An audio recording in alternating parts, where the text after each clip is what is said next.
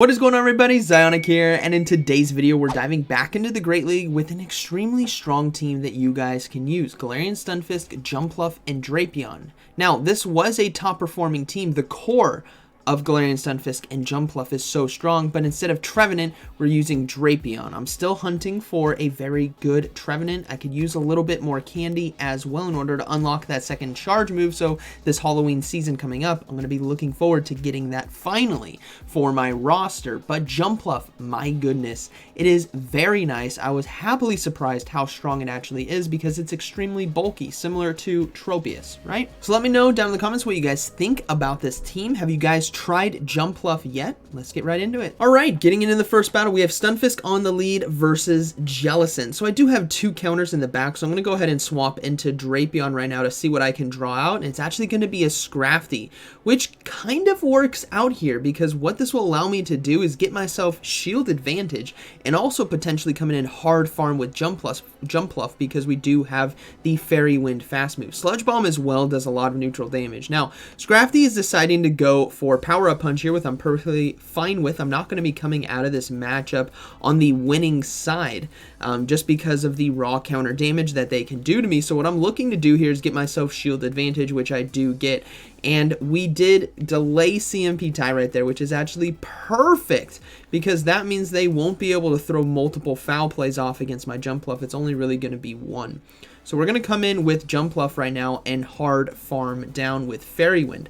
I will give up a shield here to the foul play because they did build up a lot of energy, and they did have two power-up punches to boost that damage, right? So we're going to hard farm down right there. We'll have to see what they decide to come in. It's going to be a Nidoqueen. So we're going to go for the Acrobatics right here. I do believe it does a little bit more neutral damage, which is still a ton. We're going to swap into the Stunfisk now to draw back out the Jellicent and just try to go for as many Earthquakes as we can to get it low. So I think I can still close this game out with the Jumpluff, and they decided to go for Bubble Beam right there, which is fine by me. I'm going to go ahead and go for the Earthquake. I just want to apply as much neutral damage as I can and then look to close this game out with Jumpluff because I do have a good amount of energy, and as long as I can get 2 energy balls, it's going to be game over. So they decided to go for another Bubble Beam. I'm no shielding right here. We're counting those fast moves, and that is fine with me. I'm going to start loading up. I'm noticing that the switch clock is coming back up, so if this is another Bubble Beam, what I'm going to look to do right here is actually go for a Rock Slide instead of an Earthquake. Just to save myself some energy because I am so debuffed. They're probably not going to shield it anyways. Now I'm going to swap into Jumpluff right here and go for the Energy Ball right away. But they did swap out into Nidoqueen, so there's a fast swap on them. But they are put in a tough position. They decided to no shield, or there was no shields left, I should say. Oh, my bad. And we're going to go ahead and just close this game out with Jumpluff. We got the shield with the Earthquake. I forgot about that right there. I do need some more coffee as well, like always, but we're going to go ahead and go for this energy ball and close this game out. Jumpluff, honestly, it is really, really nice. That Fairy Wind fast move and the acrobatics and energy ball is just so nice to have on your roster. You don't necessarily have to pair it with a Galarian Stunfisk if you don't want to. All right, moving into game 2, we have a Skarmory on the lead this time, and we do see a Primeape come in, so we're going to go ahead and go in with Jumpluff. Now, Primeape does have access to Ice Punch, and I'm going to let it go because I think it's manageable, but my goodness, it nearly one-shot me. That was so much damage from Primeape. I know it's firstly not Stab, 2 it's Ice Punch. I know it's double super effective, but that was way more damage than I was ready for on my Jumpluff. And this Primeape is gonna punch me down and completely take me out. Granted, I am gonna get myself 2 shields right here with double energy ball, which is really nice in a situation like that when I just got deleted by a Primeape. That was impressive. So what we're going to do is come in with Drapion right now.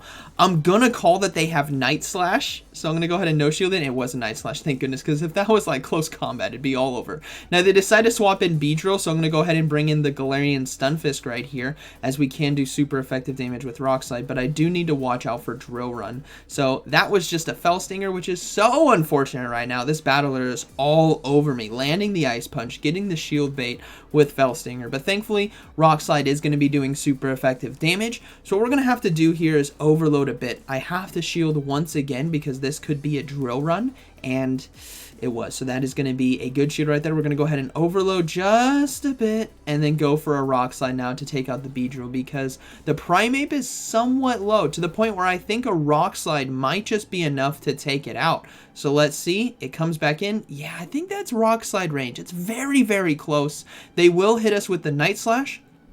Well, we're going to go ahead and overload just a bit and then go for the Rock Slide now. I do need a bit more energy for Skarmory. Granted, I could have avoided the fast move damage right there, but that was not enough, and we do have to farm down now with Drapion. But at least we caught the Night Slash here for resisted damage on Drapion. So we have a lot of energy now versus Skarmory, who is energy dry. I think only one fast move right now. We already have a Crunch ready to go, and we should be able to get to a second one in time. Now, unfortunately, no debuff right there, but this second one is going to put Skarmory into the yellow, which means a Rock Slide now from Galarian Stunfisk should be enough. So hopefully, yeah, it's going to be a close race. They're going to be forced to throw right here. Otherwise, I would have just won the game right there with Crunch, which means we can now close this game out with Galarian Stunfisk. So that game started off really nice. Skarmory lead. It started off, or it continued to be nice with the Primeape safe swap, able to lock it down, but then we got hit with an Ice Punch that did far more damage than I was ready for. So kudos to my opponent for running a spicy team and deleting my Jumpluff with your own Puffball over there as a Primeape. But good game. All right, so we got Swampert now on the lead. This is definitely a tough lead loss, and we're going to go straight into Drapion right away. And they decided to bring in a Alolan Ninetales. So this is actually really nice for us because we're just going to go straight for the Sludge Bomb. My guess is they think it's going to be an Aqua Tail one, but no, we are Sludge Bomb. We nearly take it out, but they do get to the charge move in time. So I'm actually going to go ahead and shield right here, knowing that I can take Switch and farm down and have a Crunch ready to go for Swampert. So we're going to go ahead and go for that to do as much neutral damage as possible. So we've seen Swampert, we've seen Alolan Ninetales. My guess is going to be another maybe like Skarmory or Altaria, so I'm hoping we can handle that with Galarian Stunfisk, which we should be able to do. And Jumpluff now can come into Swampert, which is just fine. So we're going to go ahead and bring that little guy in. But they bring in a Talonflame.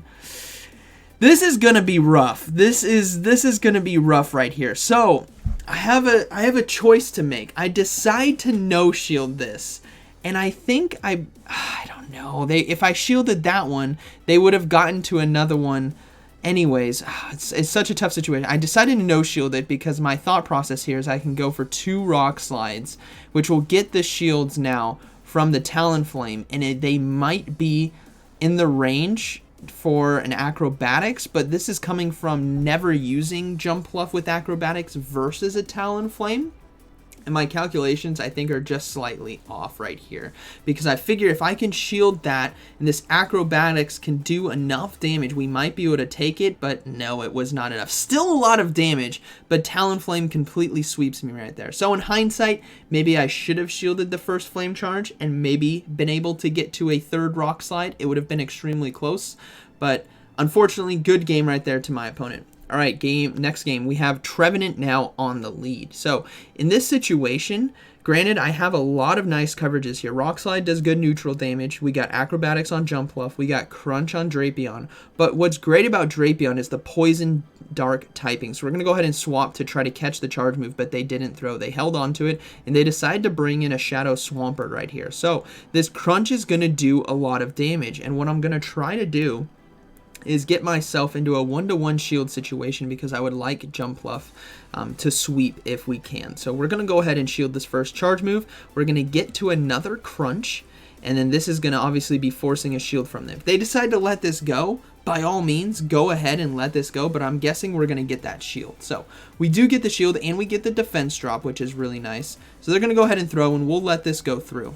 Now this all banks on the Jumpluff being able to survive a Sludge Wave if they decide to go for it. So we're going to go ahead and come in with Jumpluff. I don't think it would survive a Sludge Wave, and this is so risky. So I actually decide to no-shield this. I'm risking it for the biscuit right here, and it was a Hydro Cannon. Beautiful, so maybe they have Earthquake. That's the terrible thing about a Swampert, or the great thing about a Swampert, is you never know. It could just have Hydro Cannon Earthquake, but if it has that Sludge Wave, it's very dangerous. Now, Registeel swaps in. So we're going to go ahead and save that Jumpluff, bring in the Galarian Stunfisk, and go straight for the Earthquake right here. And we're also going to let this go. Jumpluff can win this game, and they went for Zap Cannon. That is huge for us right now.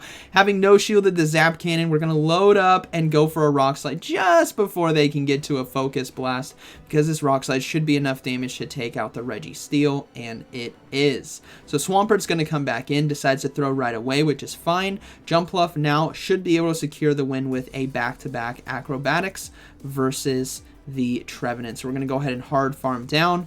And now this is going to be a good game, very well played. Trevenant comes in, though. It has a lot of energy, so I'm going to go ahead and shield the potential Shadow Ball, but it was a Seed Bomb, which is unfortunate. But you got to remember, Jumpluff is very, very tanky. So I think we should be able to survive a Shadow Ball from this range. It's going to be close, but I think we can survive.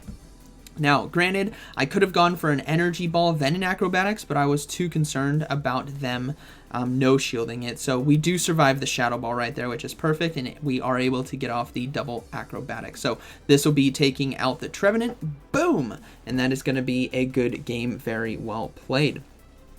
All right, moving to the next one, we got Stunfisk versus Hypno right here. Okay, so we have some decent answers on our team for Hypno, but in this case, we're going to go ahead and stay in. We got to read if they're going to go for the Focus Blast right now.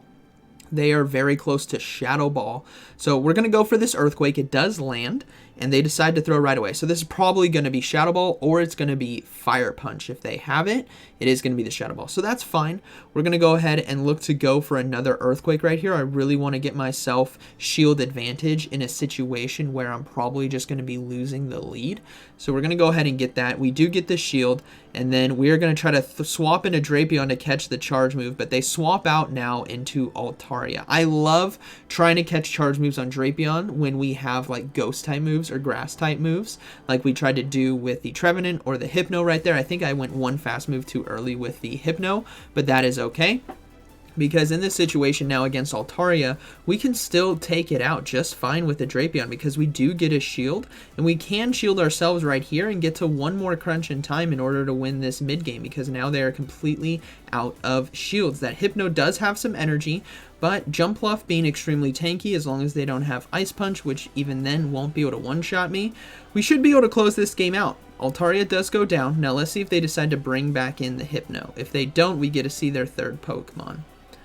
It is going to be a Scrafty, so that's definitely going to be a good game. We have Jumpluff. We just got to be careful about them swapping out. We're also going to be no shielding the charge move right here. Foul Play is not worth a shield on our end. The one thing I need to worry about is an Ice Punch, and they did go for the bait with Power Up Punch, and we're going to go ahead and go for Acrobatics. Now, if they sack swapped right into Hypno, we would still win. We'd get to another Acrobatics in time.